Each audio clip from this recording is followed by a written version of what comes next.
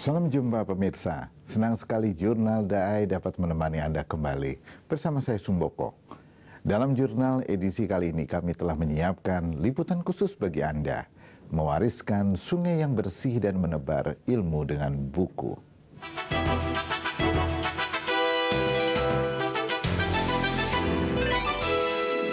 Sungai Ciliwung merupakan sungai yang memberi dampak paling luas kepada kehidupan masyarakat Jakarta dan sekitarnya. Namun kelestarian Sungai Ciliwung mulai dari bagian hulunya kian hari kian terancam.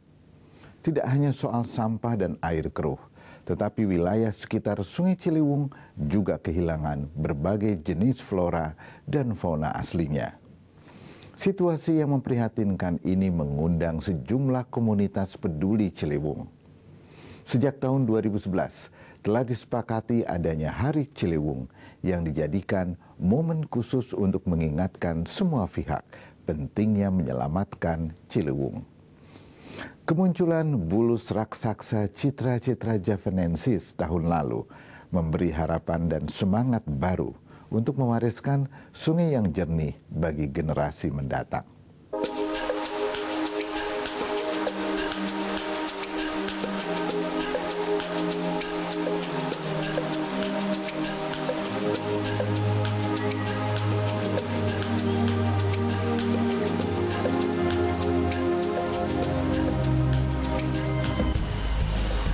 Salah satu sungai yang mengalir di ibu kota Jakarta adalah Sungai Ciliwung.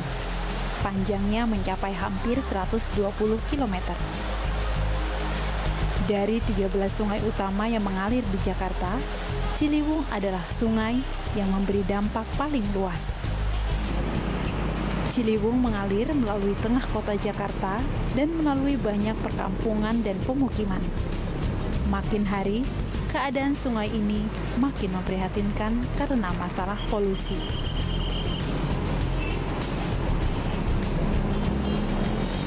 Sampah menumpuk, air menghitam, dan banyak flora dan fauna di sekitarnya terancam punah.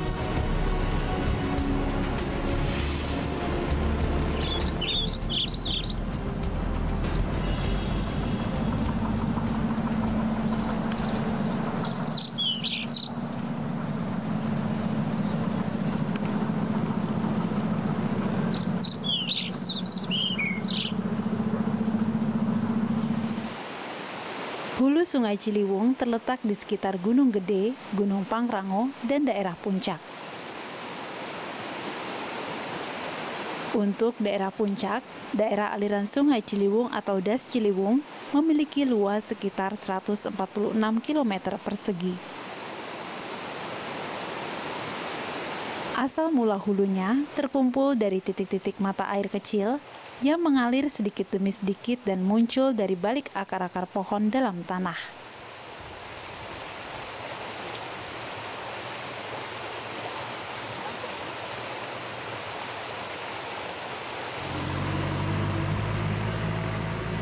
Namun kini, daerah hulu itu mengalami ancaman karena banyaknya terjadi pengubahan fungsi lahan. Kawasan yang semestinya diperuntukkan sebagai hutan lindung untuk konservasi air yang menyangga Jakarta dan sekitarnya berubah fungsi. Menurut data Kementerian Lingkungan Hidup, kawasan Das Ciliwung mengalami pengurangan luas hutan lebih dari 7%. Sejak awal dekade 80-an, terjadi peningkatan luas daerah pemukiman sebesar 27% dan terus bertambah setiap tahunnya. Selain pemukiman warga, maraknya pembangunan villa, baik yang resmi maupun yang liar, menyebabkan kurangnya daerah resapan air. Kondisi prihatin juga terjadi di bagian tengah dan terutama di hilir Das Ciliwung. Semakin ke hilir, semakin padat dan parah. Bagian tengah Das Ciliwung seluas 94 km persegi terdapat mulai dari Bendungan Katulampa, Kota Bogor, hingga Depok. Sementara bagian hilirnya seluas 82 km persegi mulai dari Depok hingga Kota Jakarta. Selain kurangnya area resapan air, pendangkalan dan penyempitan sungai juga menjadi ancaman timbulnya berbagai bencana, termasuk bencana banjir. Keprihatinan terhadap Ciliwung mengundang sejumlah pihak mengadakan aksi peduli pada Sungai Ciliwung. Beberapa komunitas peduli Ciliwung sering mengadakan aksi bersih menyusuri daerah aliran Sungai Ciliwung.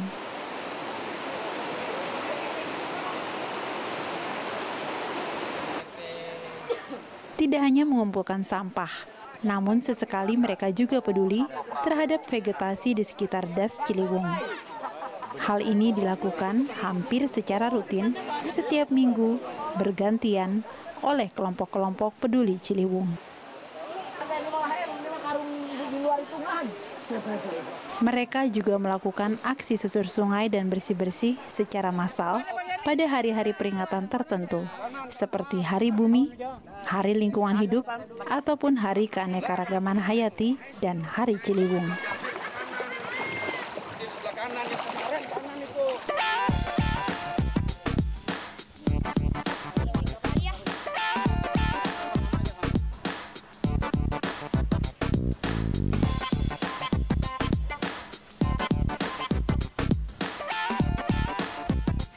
Hari Ciliwung diperingati setiap 11 November. Tahun ini bertemakan Konservasi Ekosistem Ciliwung, Selamatkan yang Tersisa. Awal mulai penetapan Hari Ciliwung adalah ditemukannya spesies Citra javanensis, seekor bulus raksasa pada tanggal 11 bulan 11 tahun 2011. Hewan ini termasuk satwa yang terancam punah dan dilindungi secara internasional. Secara resmi, gambar hewan langka ini menjadi maskot Ciliwung.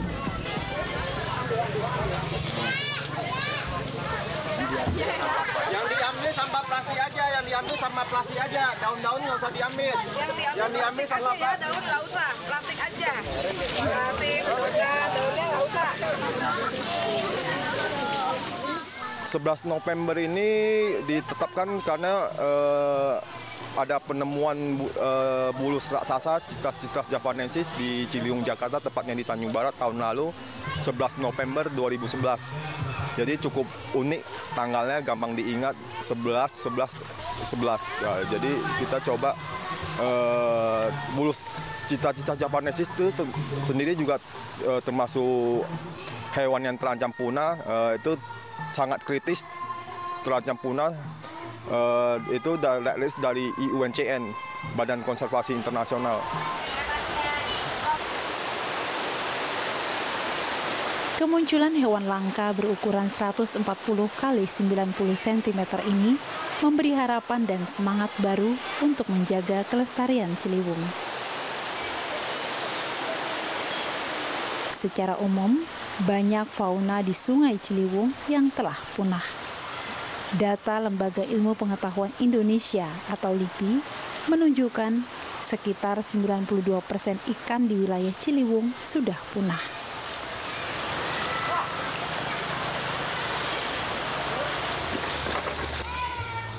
Sementara 66,7% moluska atau hewan lunak dan krustase atau hewan jenis kepiting dan udang-udangan juga sudah hilang dari sungai ini. Maka dari itu, penemuan bulus raksasa tahun lalu menunjukkan bahwa Ciliwung masih menyimpan sumber daya alam hayati yang berharga dan perlu diselamatkan. Bulus raksasa itu sendiri sudah dilepaskan kembali ke habitat aslinya ke dalam Sungai Ciliwung 5 hari setelah ditemukan. Semangat untuk menyelamatkan mulai dari yang tersisa terus dibangun dan dijaga. Semangat ini perlu diajarkan dan diwariskan turun-temurun demi kelestarian sungai dan kehidupan. Karena Sungai Ciliwung sangat panjang dan alirannya dari hulu sampai muaranya melewati banyak tempat, sudah pasti perlu campur tangan dan kepedulian banyak pihak. Sikap sederhana seperti tidak menebang pohon dalam jarak 50 meter dari pinggir sungai ataupun tidak membuang sampah ke sungai adalah sikap yang perlu dipelihara. Jangan buang sampah ke kali lah, itu harapannya. Ya dijaga aja gitu ya, supaya nggak banjir, bersih gitu, kelihatannya indah.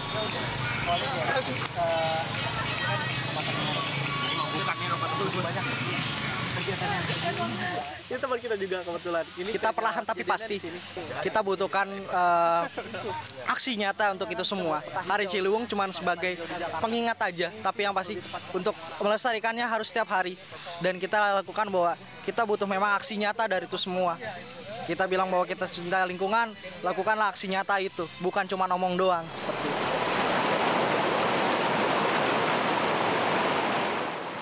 Begini, ada beberapa segmen sungai yang kalau di hulu masih tolerable lah, masih baik gitu ya. Tapi begitu sudah mulai Depok kemari, Kota Bogor, Depok sampai hilir rusak berat. Dan itulah sebabnya kita memang perlu bekerja untuk ini. Tapi penyelesaiannya harus dari hulu sampai hilir, nggak bisa kemudian sepotong-sepotong. Apa yang dilakukan para pegiat lingkungan penyelamat Das Ciliwung ini adalah upaya untuk mewariskan masa depan Sungai Ciliwung yang masih dapat dinikmati anak cucu generasi mendatang. Kita semua berharap Ciliwung dapat diselamatkan dan menjadi contoh keberhasilan konservasi bagi hampir 460 das kritis lainnya di Indonesia.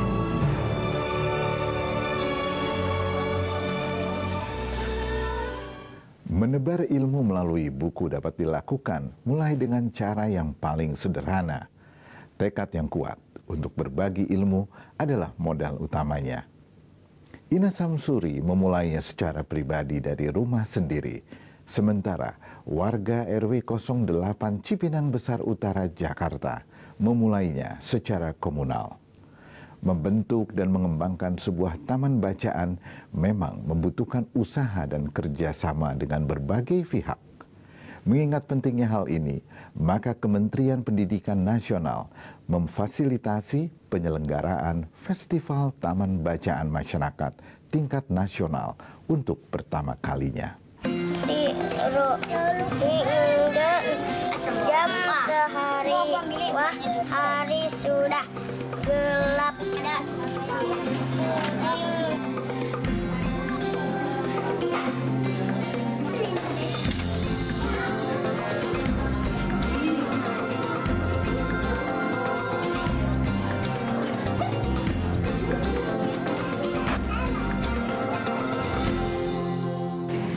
Ya, sebenarnya niat mendirikan rumah baca ini sudah sejak lama ya, sejak saya memilih rumah ini gitu, terbersit keinginan untuk membuat rumah baca karena lokasinya gitu. Tapi karena suatu hal baru terlaksana tahun 2010, itu pun ya nekat aja gitu, karena buku udah banyak, tempat nggak ada, ya udahlah kita coba di garasi aja gitu dengan di teras. Ya alhamdulillah animo anak-anak di sini sangat tinggi gitu. Langsung dalam waktu sekejap tuh udah ratusan gitu anggotanya gitu.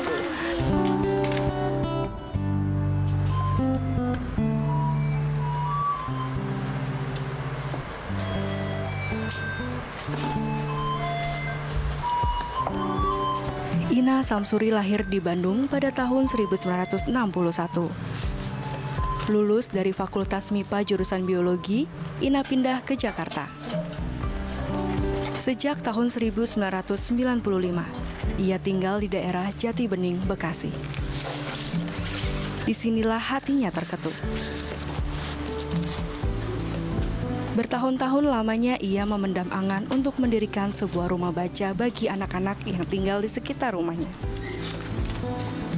Tidak gampang mewujudkan niat itu. Butuh waktu hampir 15 tahun baginya untuk dapat membuat mimpinya jadi nyata.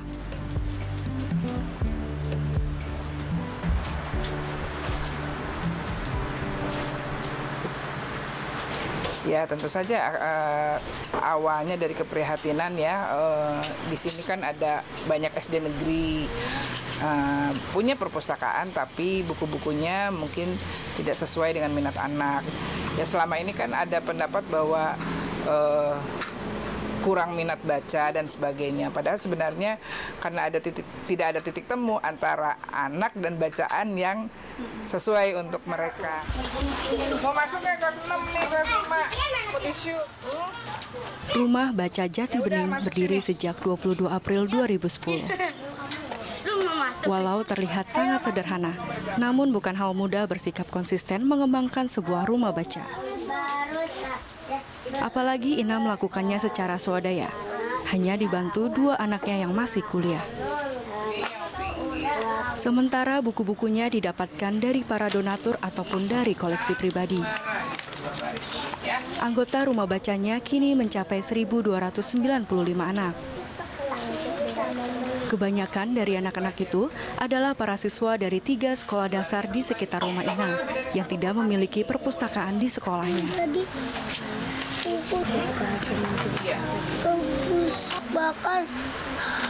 Selain membaca, di sini juga ada kegiatan menggambar, mewarnai, menulis, dan berlatih mengemukakan pendapat tentang buku yang dibacanya. Terus nomor 2 nih, nomor 2. Sama di sini saya membiasakan memajang karya anak-anak ataupun pengumuman-pengumuman di istilahnya majalah dinding ya, majalah dindingan gitu ya, supaya anak-anak berlatih membaca pengumuman, karena selama ini kayaknya membaca itu ya hanya membaca buku, tapi kalau pengumuman itu cuma dilihat, kadang-kadang tidak tahu isinya gitu. Ya.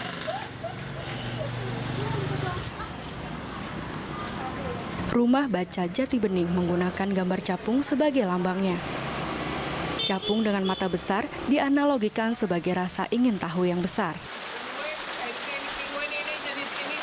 Senang. Diajak teman. Karena aku pulang sekolah tadi, aku mau pulang, katanya Rizky rumah baca ya udah, tapi di mana di dekat sekolahan, katanya udah aku ikut, tapi nah boleh ke rumah baca nggak, ya udah boleh. Itu nggak yang biasa, yang katanya dalamnya Yong. Apa yang ada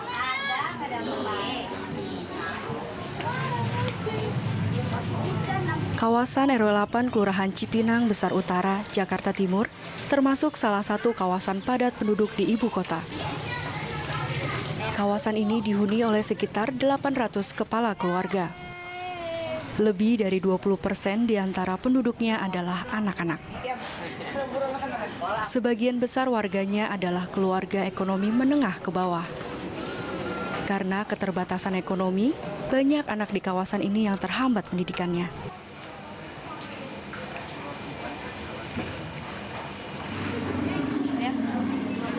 Namun, di tengah segala keterbatasan dan kesederhanaan, warga di pemukiman padat penduduk ini ternyata memiliki kepedulian yang tinggi terhadap pendidikan anak-anak mereka.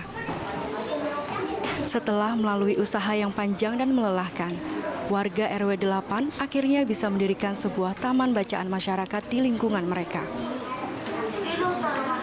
Taman bacaan ini berarti penting untuk meningkatkan pengetahuan dan wawasan masyarakat, khususnya anak-anak.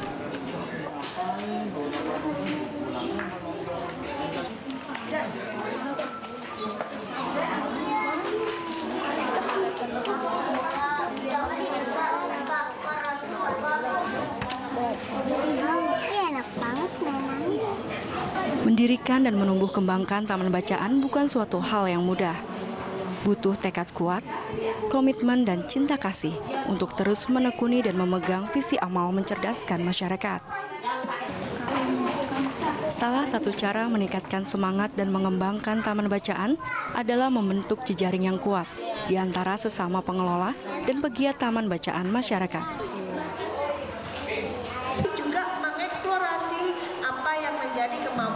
Kementerian Pendidikan Nasional melihat perlu adanya tukar informasi dan pengalaman demi kemajuan budaya literasi di Indonesia. Awal November lalu, diadakanlah Festival Taman Bacaan Masyarakat tingkat nasional untuk pertama kalinya. Peserta datang dari seluruh wilayah di Indonesia. Mereka datang ke tempat kami, sehingga ada satu melatih kepercayaan diri dan juga akan kesenangan kepada anak-anak. Seperti itu. Dan juga kegiatan terus itu juga salah satu upaya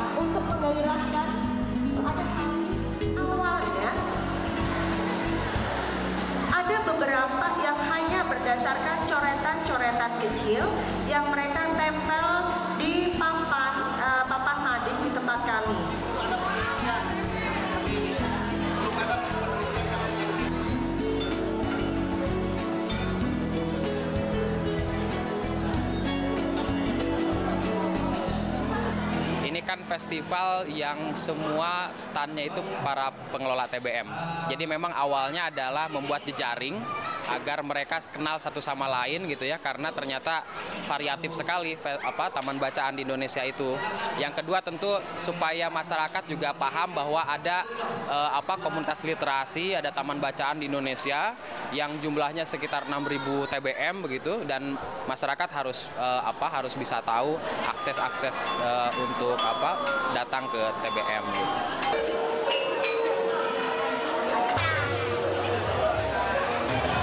Oh, banyak sebetulnya inspirasi dari daerah.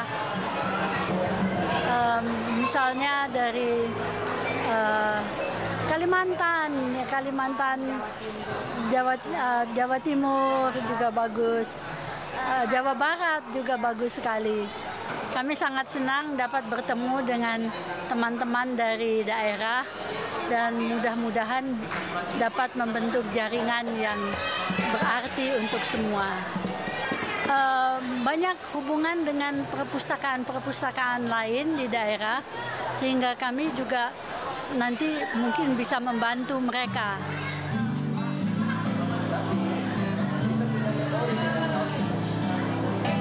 Penanaman budaya baca tidak dapat dilakukan secara instan. Perlu pengorbanan waktu, tenaga, dan pikiran untuk dapat menebar ilmu melalui buku. Namun tekad yang kuat dan cita-cita mencerdaskan bangsa lebih besar dari segala tantangan yang ada. Dengan sinergi bersama, mimpi mewujudkan generasi penerus dan berakhlak dan berpengetahuan sangat mungkin dapat diraih.